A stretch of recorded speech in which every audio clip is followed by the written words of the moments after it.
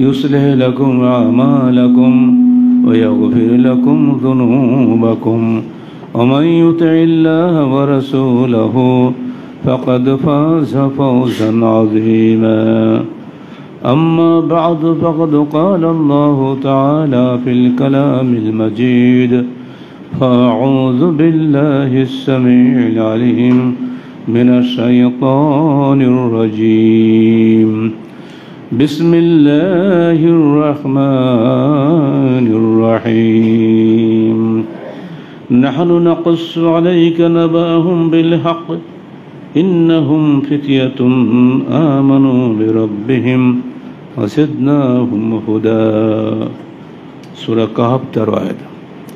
যাবতীয় হামদ ও সানা আল্লাহ রাব্বুল আলামিনের জন্য এবং যাবতীয় দরুদ ও সালাত শেষ নবী মুহাম্মদ রাসূলুল্লাহ সাল্লাল্লাহু আলাইহি ওয়াসাল্লামের জন্য। দূর অতীতে অনেকের মতে ঈসা আলাইহিস সালাতু ওয়াস সালামেরও আগে ইসরায়েলি বর্ণনা অনুযায়ী সম্রাট দকিয়ানুসের আমলে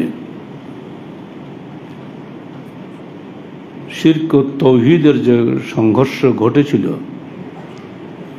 পুরা সমাজ পৌত্তলিক সমাজে পরিণত হয়েছিল সম্রাটের কারণে। তখন সম্রাটের মন্ত্রীদের মধ্য থেকে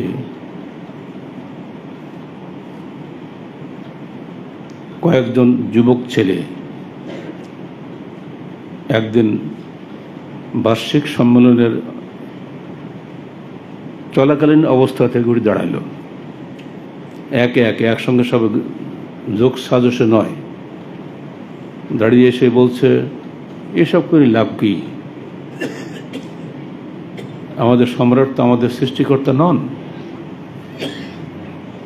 বরং আমাদের সৃষ্টিকর্তা তিনি, যিনি আসমান ও জমিন সৃষ্টি করেছেন। সম্রাট তো সৃষ্টিকর্তা নন। একটা ছেলে বেরিয়ে আসলো, এক পাশে বসে গেল। পরে আরেকটা ছেলে ঠিক একই চিন্তা করে বেরিয়ে আসলো। এমনি করে করে 7 জন বলা হচ্ছে যুবক ছেলে একত্রে জমা হলো। প্রত্যেকে বলল, তুমি কি জন্য এসছো? এই জন্য আমাদের এসব ভালো লাগে না। কি সব আল্লাহর উপাসনা হবে, আল্লাহর ইবাদত করবে, সম্রাটের উপাসনা করতে হবে কেন? আমাদের মনের মধ্যে একটা বিদ্রোহ সৃষ্টি হয়েছে, সেজন্য আমরা এখানে এসছি। তো আরেকজন বলছে, আমিও তো একই কারণে এসছি। আরেকজন বললে, আমিও একই কারণে এসছি। তাদের সঙ্গে একটা কুকুর ছিল, প্রশিক্ষণপ্রাপ্ত কুকুর। ওরা নিজেরা চিন্তা করলো যে এইভাবে যদি আমরা এখানে থাকি, সম্রাটের গুপ্তচররা ধরে ফেলবে, তখন তো আমাদেরকে মারবে, আমাদের বাঁচতেই দিবে না। তখন তারা কি করবে? আল্লাহর পক্ষ থেকে একটা ব্যবস্থা আল্লাহ করে দিলেন। ফাদারাবনা আলা আযানিহিম ফিল কাহফি সিনিনা আদাদা। তারা একটা পাহাড়ের গুহায় আশ্রয় নিল। পাহাড়ের গুহাটা এমন উত্তরমুখী, পূর্বে পশ্চিমের সূর্য ওঠা এবং অস্ত যাওয়া সামান্য সামান্য তাপ তাদের গায়ে লাগে। আর এই কুকুরটা গুহার মুখে যেভাবে বসে সেইভাবে বসে থাকা অবস্থাতেই থাকলো। আল্লাহ ওদেরকে ওখানেই মৃত্যু দান করলেন। মৃত্যু মানে জান বেরোয়নি, ঘুমিয়ে রাখলেন। চন্দ্রবর্ষ হিসেবে 309 বছর, সৌরবর্ষ হিসেবে 300 বছর, ওইভাবে থাকলো। মরলে তো লাশ হয়ে যাবে, পচবে, কিচ্ছু না। ওরা ঘুমন্ত মানুষ যেমন মৃত্যু বলা হয় না, ওইভাবে ওরা ঘুমন্ত থাকলো সেখানে। হঠাৎ একদিন তারা বেঁচে উঠলো। বলছে, তুমি পকেটে যে টাকা পয়সা ছিল বাজার করে নিয়ে এসো, ক্ষুধা পেয়েছে। তো কারোর সঙ্গে যেন বলতে যেও না যে আমরা কারা, বলা যায় না, কখন কোনো সমস্যা হয়ে যায়। তখন ওরা গেল বাজারে, বলে দিল যিনি বয়স্ক, তুমি যেন নম্রতার সাথে কাজ করো এবং তোমাদের সম্পর্কে কাউকে কিছু বুঝতে না দেয়। অলি এত লক্তফ ওলা ইশারান্না বিকুম আহাদা, 19 নম্বর আয়াত। অল ইয়াতালাত্তাব এই শব্দটা কোরআনের অর্ধেক। এখানে আসলে আপনাকে বুঝতে হবে কোরআনের অর্ধেক পড়া হয়ে গেল। আর এই শব্দটাই হচ্ছে ওই আসহাবে কাহাফের যুবকদের 7 জনের মধ্যে একজনকে যে পাঠানো হলো বাজার করার জন্য, তার উদ্দেশ্যে তাদের মুরব্বির ছেলেটা উপদেশ দিল, ওয়ালিয়াতালাত্তাব, তুমি নম্রতার সাথে কাজ করো, ওয়ালা ইউশাইরান্না বিকুম আহাদা, যেন তোমাদের সম্পর্কে মানুষ বুঝতে না পারে। যদি তারা জেনে ফেলে তাহলে এর জুমুকুম, তোমাদের পাথর মেরে ধ্বংস হয়ে ফেলবে, অথবা ইউঈদুকুম ফি মিল্লাতিহিম ওয়ালান তুফলিহু ইযান আবাদা, অথবা তোমাদেরকে জোর করে আবার কাফের বানাবে, আর তোমরা কখনই আর সফলকাম হতে পারবে না। এই পর্যন্ত শেষ। তখন লোকেরা পিছু এসে গেল, কিন্তু আল্লাহ তাদেরকে এমন করে বাঁচালেন যে ওরা দেখতে পায়নি। পিছিয়ে পিছিয়ে এসেছে, কিন্তু ওরা গুহার মধ্যে ঢুকেছে, দেখতে পায়নি কোন দিকে গেল। গুহার সব তাকে খুব দেখলো, কিন্তু না, যাকে পায়নি। তো তাদের মধ্যে কেউ কেউ প্রশ্ন করলো যে আচ্ছা এখন এই গুহাটা বন্ধ করে দাও, যেন ওরা বেরোতে না পারে। গুহার সামনে তোমরা একটা প্রাচীর নির্মাণ করো। আর একদল বলল যে ওখানে তো একটা মসজিদ বানিয়ে দাও। এই পর্যন্ত ঘটনা শেষ করে দিল। এক গুহাবাসী কতজন ছিল অজ্ঞাত ধারণার ভিত্তিতে, তারা কেউ বলে ওরা 3 জন ছিল, চতুর্থটা ছিল কুকুর, কেউ বলে 5 জন ছিল, ষষ্ঠটা ছিল কুকুর, কেউ বলে 6 জন ছিল, সপ্তমটা হলো কুকুর, কেউ বলে 7 জন ছিল, অষ্টমটা হলো কুকুর। ইখতিলাফ, ধারণার ভিত্তিতে সব কথা বলে। কেউ, আল্লাহ বলছেন, কেউ জানে না অল্প সংখ্যক ব্যতীত, তাদেরকে আল্লাহ জানান, আল্লাহ জানেন, এবং যিনি তাদেরকে জানান তিনি খালি এটা বলতে পারবেন, কিন্তু আসলে কেউ বলতে পারেনি। অতএব তাদের বিষয়ে তুমি বিতর্কে লিপ্ত হও না, সাধারণ আলোচনা ব্যতীত, আর তাদের অবস্থা সম্পর্কে তাদের কাউকে জিজ্ঞাসাও করতে যেও না। বিষয়টা হলো এই যে আল্লাহ এই পর্যন্ত বলে আল্লাহ রসুলকে সান্ত্বনা দিচ্ছেন। এবার আপনারা কল্পনা করুন, মক্কা থেকে যখন আল্লাহ রসুল বিতাড়িত হলেন, উনি কোথায় গিয়েছিলেন? প্রথমে আশ্রয় কোথায় নিয়েছিলেন? গুহাতে না? ওই গুহার নাম কি? না, সওর গুহা। উনি সেখানে 3 দিন ছিলেন। সেই সময়ের ঘটনা মনে আসলে গা শিউরে ওঠে না? 100 উট পাবে মোহাম্মদকে ধরে দিতে পারলে। অর্থ লোভী সেই কুরাইশের যুবকরা ঘুরে বেড়াচ্ছে কোথায় তাকে পাওয়া যায়। এই তো বেরোলো রাত্রে, কত দূরে যাবে? ধারণার ভিত্তিতে আশপাশে যত পাহাড় আছে সব ঘুরেছে। সওর গিরি গুহায় এসেছে, পা দেখা যাচ্ছে। আবু বকর বলছেন, হে আল্লাহ রসুল, ওই তো আমাদের ধরে ফেলল। ওই সময় আল্লাহ রসুল কি বলছেন? লা তাহজান ইন্নাল্লাহা মা'ানা, তুমি চিন্তা করো না, আল্লাহ আমাদের সাথে আছেন। কি জাতা ইমানের পরিচয় মনে করেন নাকি? দেখা যাচ্ছে পা। এখানে যে বহু গল্প তৈরি হয়েছে, কবুতর আসলো, মাকড়সার দৌড়তে হয়েছে, জাল বুনিয়ে ফেললো, কবুতরের ডিম পাড়লো আল্লাহ রসুলকে বাঁচানোর জন্য। আছেন গল্প সব সিরাত রসুলে। আমরা এইসব গল্প সব বাতিল করে দিয়েছি, কোনো গল্পই লাগবে না। আল্লাহ পাক তাদের অন্তরটা ঘুরিয়ে দিয়েছেন যে এই গুহার দিকে তাকায়নি, ওরা চারিদিকে খুঁজেছে, গুহার দিকে তাকায়নি। এটা আল্লাহর ইচ্ছা না? আবু বকর তো নবী না, ভয় পেয়ে গেছেন, স্বাভাবিকভাবে ভয় পাওয়ারই কথা। তো নবী জানেন যেটা আসলে এটা কিছুই করতে পারবে না যদি আল্লাহ আমার সঙ্গে থাকে। দূর অতীতে গুহার মধ্যে আল্লাহ পাক 300 বছর বাঁচিয়ে রাখতে পারে তার ইমানদার কয়েকজন যুবককে, আজকে আল্লাহ আমাকে বাঁচাতে পারে না? তো এই আয়াত বা এই সূরাটা নাযিল করেছিলেন আল্লাহ পাক তার নবীকে সান্ত্বনা দেওয়ার জন্য। বরং আমরা মনে করি ওই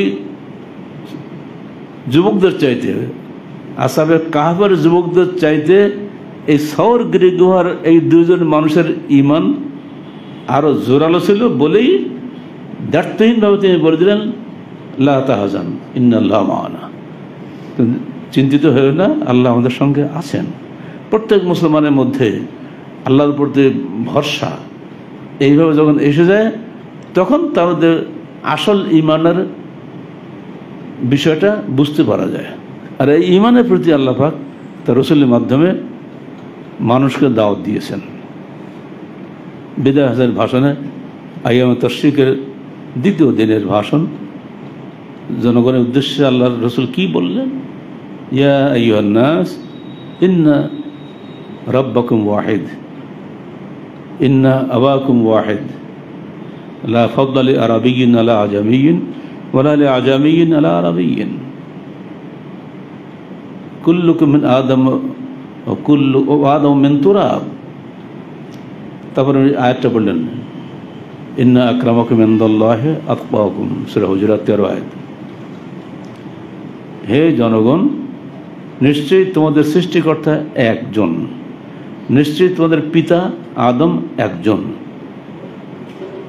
তোমাদের মধ্যে আরবি এবং আজমি, আজমি এবং আরবি, লাল এবং কালো, কালো এবং লালে কোনো ভেদাভেদ নাই, ইল্লা বিত তাকওয়া, তাকওয়া ব্যতীত। বলেই কোরআন থেকে উনি দলিল দিলেন, ইন্না আকরামাকুম ইনদাল্লাহি আতকাকুম, তোমাদের মধ্যে সবচেয়ে সম্মানিত সেই ব্যক্তি যে সবচেয়ে বেশি আল্লাহ ভীরু। অর্থাৎ আল্লাহ ভীরু তো আমরা সবাই দাবি করি, কিন্তু আল্লাহর উপরে ভরসা খুব কম লোকই করি। বিপদে পড়লে হামা লেগে যায় না? হাসপাতালে কোয়ার্টারে পাল্টাতে ঠিক নেই, রাষ্ট্রীয় হলে ঢাকা চলো, ঢাকা হলে বেঙ্গালে চলো, নাহলে সেখানে দেবশিকা চলো, এই যে শুরু হয়ে যায় পাগলের মতো, এটা স্বাভাবিক, এটা মানুষ করে এগুলা। কিন্তু ভরসা যেন সেখানে হালকা না হয়ে যায়।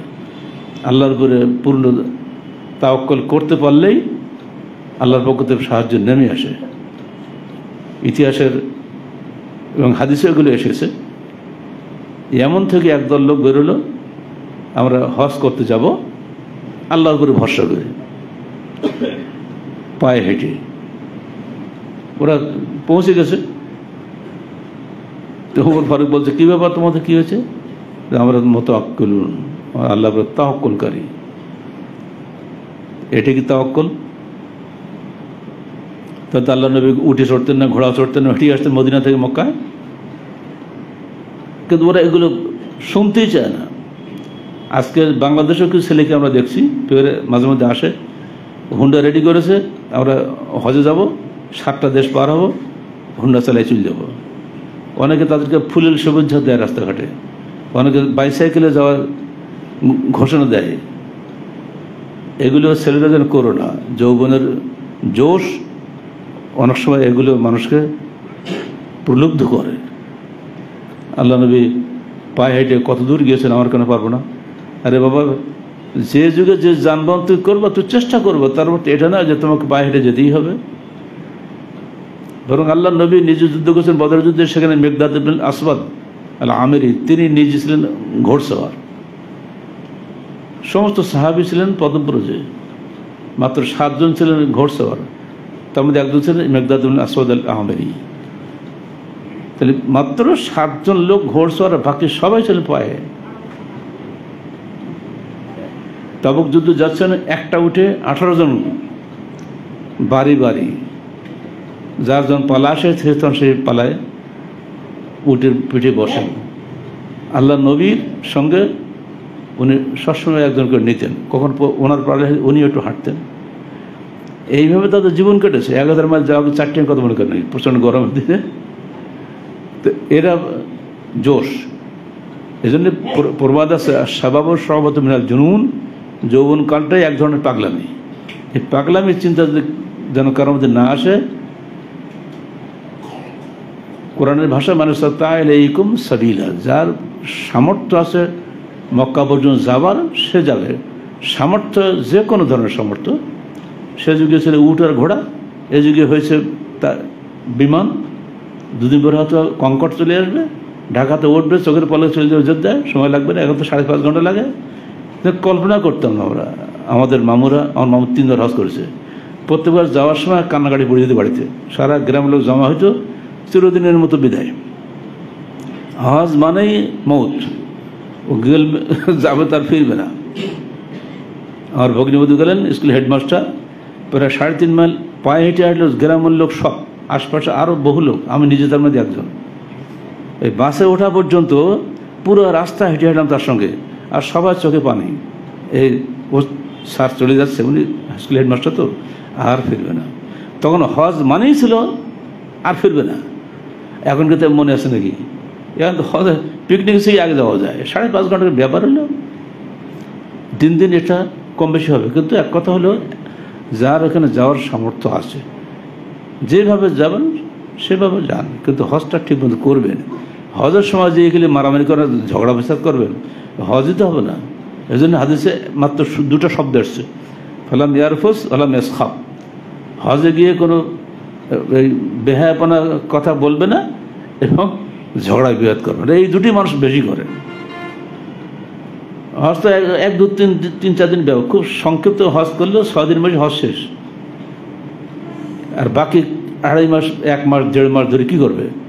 খালি হইচি লাগাবে, যত রাজনীতি সব করবে, কাজ কিছু নেই। হাজি সাহেবদের এই ব্যাপারে সাবধান হওয়া দরকার। যারা হজ কাফেলা চালান খুবই সাবধান থাকেন। অধিকাংশ লোকেরই হজ আনে, এই হাদিসগুলো তাদের শোনানো দরকার। যদি ইবাদত না থাকে তো হজ কী হবে? যেটা বলছিলাম, এই যুবকদের মাধ্যমে সেদিন তাদের সেই দকিয়ানুস সম্রাটের আমলে যে তৌহিদের ঝান্ডা উঠেছিল, যার ফলে পুরা সমাজ পরিবর্তন হয়ে গেছিল। আজও যদি যুবশক্তি আল্লাহর পথে পরিচালিত হয়, তাদের মধ্যে পুরা সমাজ পরিবর্তন হওয়া সম্ভব। এটা বলার উদ্দেশ্যে কিন্তু সূরা কাহাফটা আমাদের খুবই শিক্ষণীয় সূরা। আমাদের বইগুলোতে দেখে নেবেন, বিস্তারিত ব্যাখ্যা আমরা সেখানে করেছি। আজকের বাংলাদেশের যে বিশাল পরিবর্তনটা হলো, এটা কি যুবকদের মাধ্যমে হয়নি? এই অস্বীকার করার কাজ আছে? এই যুবকরা যদি আল্লাহর পথের পথিক হয়ে এগিয়ে আসে, বাংলাদেশের পুরা বলা আছে রাষ্ট্র মেরামত, এ মেরামত, সে মেরামত বলছে না, সব মেরামত হয়ে যাবে একটা কথা দিই, যে সার্বভৌম ক্ষমতার মালিক সির্ফ আল্লাহ। ওরা খালি বলেও একজন দাঁড়িয়ে লা ইলাহা ইল্লাল্লাহ, আল্লাহু আকবার, তারপরে কেউ নাই, এই এক কথাতেই সারা দেশ পরিবর্তন হয়ে যাবে।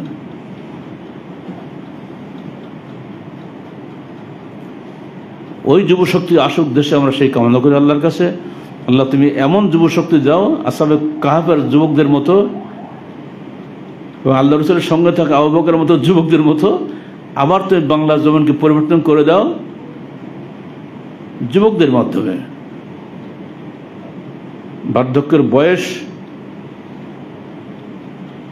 বিপ্লবের বয়স নয়।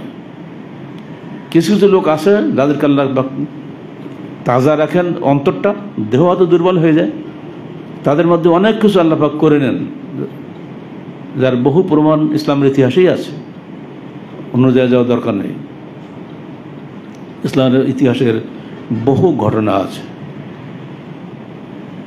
আমাদের সিরাত রসুল বইটা আমি বারবার পড়তে বলি, ওই জন্য আল্লাহ রসুলের জীবনটাই আমাদের জীবন হওয়া উচিত নাকি? মুসলমানের জীবনটা রসুলের জীবনের সঙ্গে মেলানো উচিত। তার জীবনে কি কি হয়েছে, তিনি কিভাবে কোথায় কোন অবস্থা কোন কাজ করেছেন, এগুলো আমাদের প্রত্যেকের জানা উচিত, ভালোভাবে জানা দরকার। মদিনায় 10 বছর ছিলেন, তার 781 দিন তিনি যুদ্ধের ময়দানে ছিলেন। 781 দিন মানে 2 বছর বেশি না। তার জীবনে কোনো শান্তি ছিল? শিরক বেদাতে সরাসরি দেখে যারা চুপ করে থাকে, তাদের মধ্যে ঈমানের জাজবা নাই। শিরকও থাকবে, তাওহীদও থাকবে, এটা স্বাভাবিক, কিন্তু শিরকের বিরুদ্ধে আপনার মধ্যে একটা আপোষহীন ঘৃণা থাকতে হবে, যে এই লোকটা শিরক করছে তো জাহান্নামে চলে যাচ্ছে। আপনার সন্তানকে যদি আগুনে ফেলে দেওয়া যায়, এটা একটা হাদিস আসছে। একজন মহিলা আল্লাহ নবীর কাছে আসছেন দিন শেখার জন্য, চলে যাচ্ছে। তো আল্লাহ নবী বললেন, দেখো তো এই মহিলাকে বলো তোমার ছেলেটাকে আগুনে ফেলতে রাজি হবে কি? তো না, সে কোশ্চিন কেউ রাজি হবে না। নিজের জীবন দিয়েও কিন্তু সন্তানকে আগুনে ফেলে দেবে, এরকম মা পৃথিবীতে নাই। মনে রেখে তো, ওই মহিলা তার সন্তানকে যত বেশি ভালোবাসে, আল্লাহ তার বান্দাকে তার চেয়ে অনেক গুণ বেশি ভালোবাসেন। তিনি কখনোই তার সন্তানকে জাহান্নামে ফেলতে চান না বান্দাকে। কিন্তু বান্দা যদি এমন কাজ করে যে বিচারের তাকে অবশ্যই জাহান্নামে দিতে হয়, সেজন্য আল্লাহ ন্যায় বিচারক বলেই তাদেরকে জাহান্নামে দেন। এরপরও মনে রেখো, দুনিয়াতে তিনি তার 100 ভাগের 1 ভাগ মাত্র রহমত বিতরণ করেছেন। কিয়ামতের দিন আরও 99 ভাগ তিনি রহমত মানুষের মধ্যে বিতরণ করে দিবে।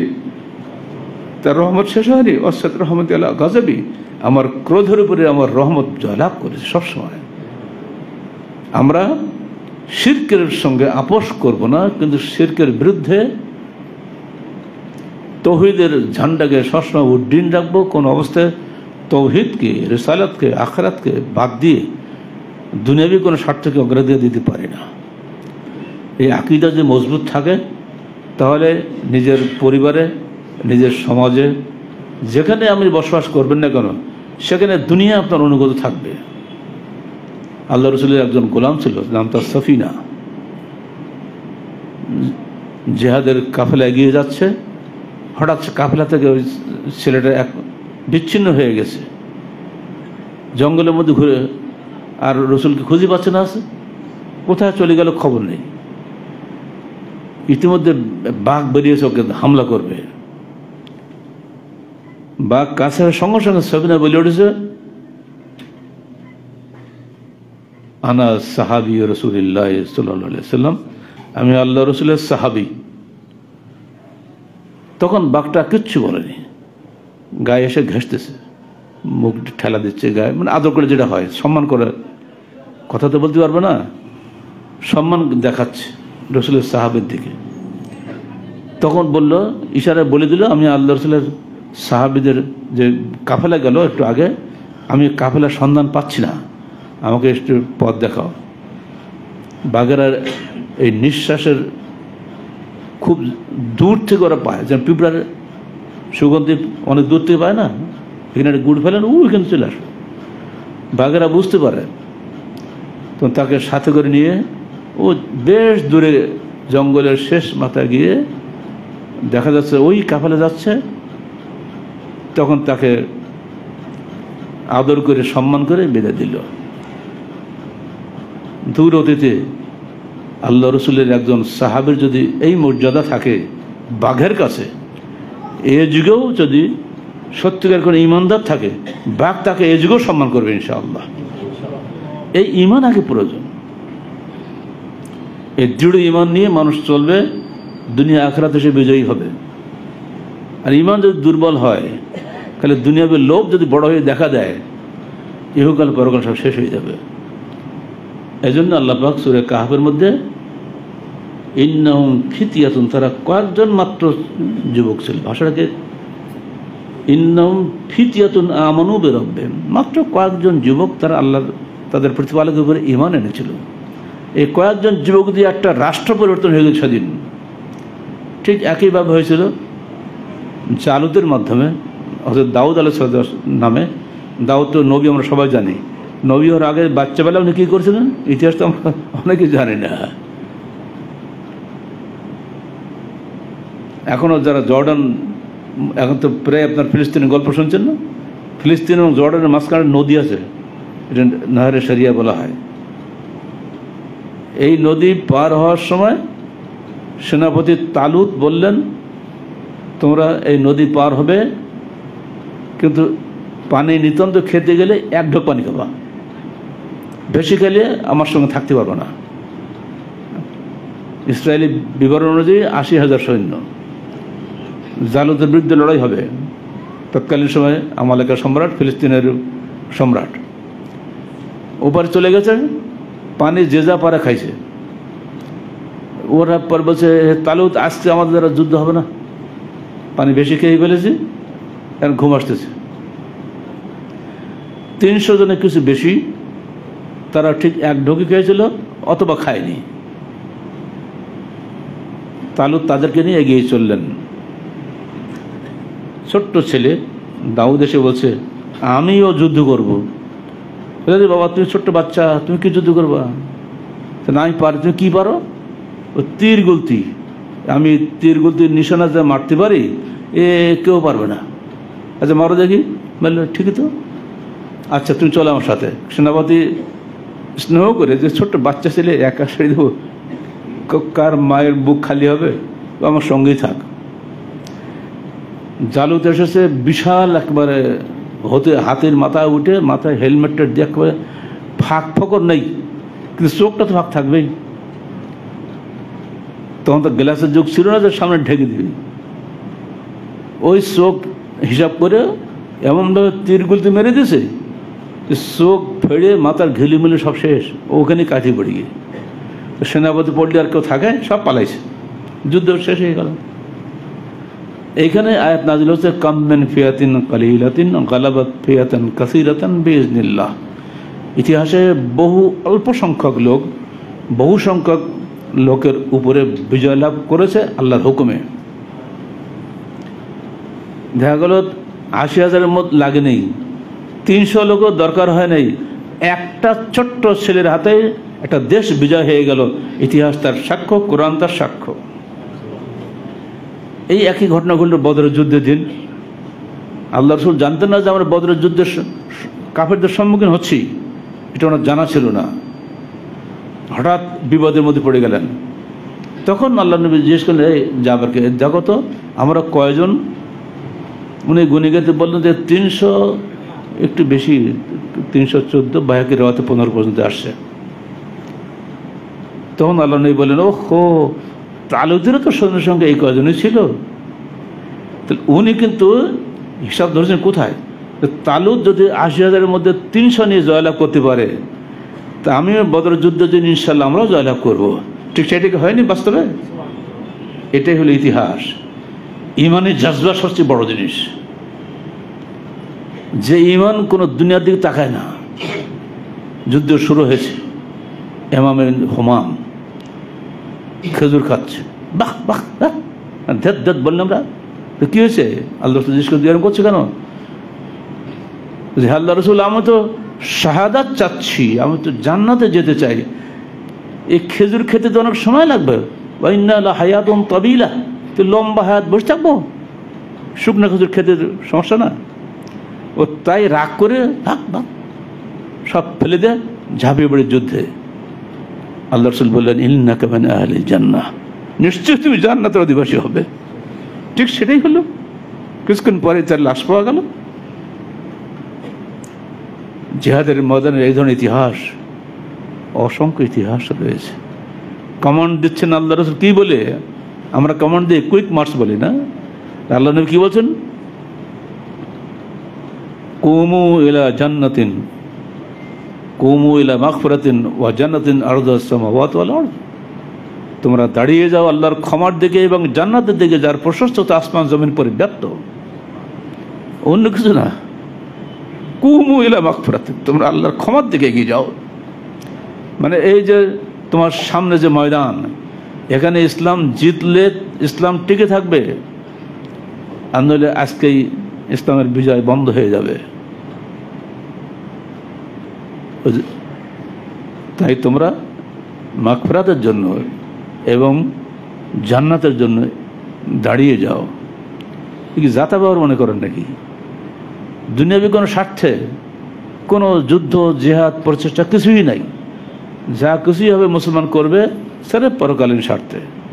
এই পরকালীন ত্যাগের স্বার্থে যদি কিছু সংখ্যক যুবকও এগিয়ে আসে, তাদের মধ্যে সমাজ পরিবর্তন করা সম্ভব।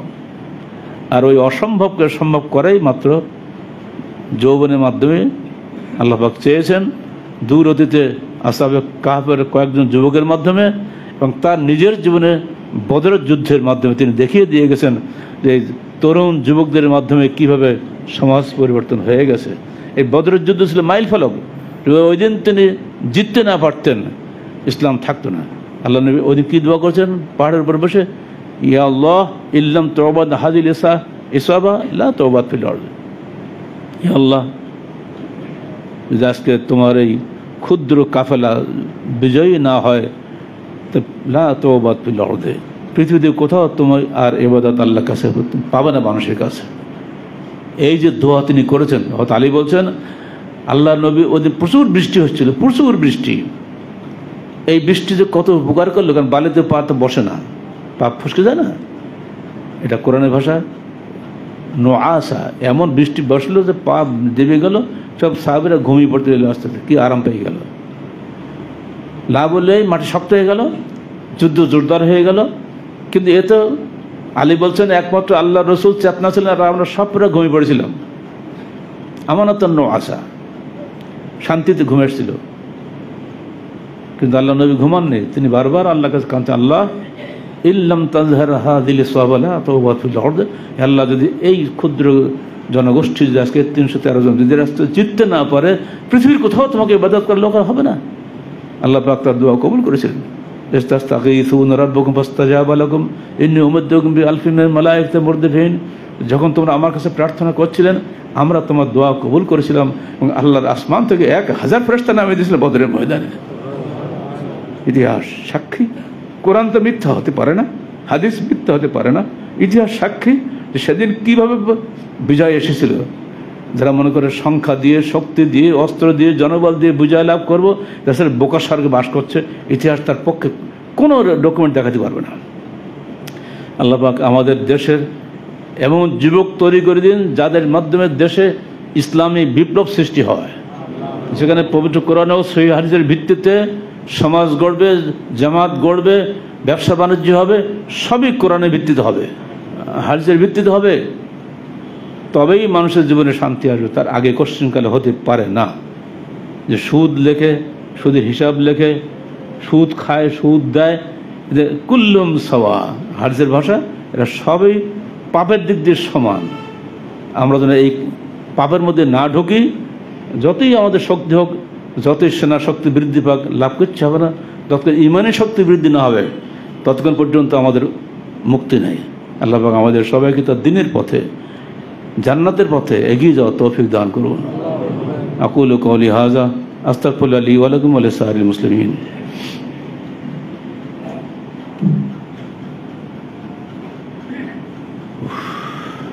আলহামদুলিল্লাহ আলহামদুলিল্লাহ নাহমাদুহু ওয়া নাস্তাঈনুহু ওয়া নাস্তাগফিরুহু ওয়া নু'মিনু বিহি ওয়া নাতাওয়াক্কালু আলাইহি ওয়া নাউযু বিল্লাহি মিন শুরুরি আনফুসিনা ওয়া মিন সাইয়্যাতি আ'মালিনা মান ইয়াহদিহিল্লাহু ফালা মুদিল্লা লাহু ومن يضلل فلا هادي له ونشهد أن لا إله إلا الله وحده لا شريك له ونشهد أن محمدا عبده ورسوله إن الله وملائكته يصلون على النبي يا أيها الذين آمنوا صلوا عليه وسلموا تسليما اللهم صل على محمد وعلى آل محمد كما صليت على إبراهيم وعلى آل إبراهيم إنك حميد مجيد اللهم بارك على محمد وعلى آل محمد كما باركت على إبراهيم وعلى آل إبراهيم إنك حميد مجيد اللهم انصر من نصر دين محمد صلى الله عليه وسلم واجعلنا منهم واخذل من خذل دين محمد صلى الله عليه وسلم ولا تجعلنا منهم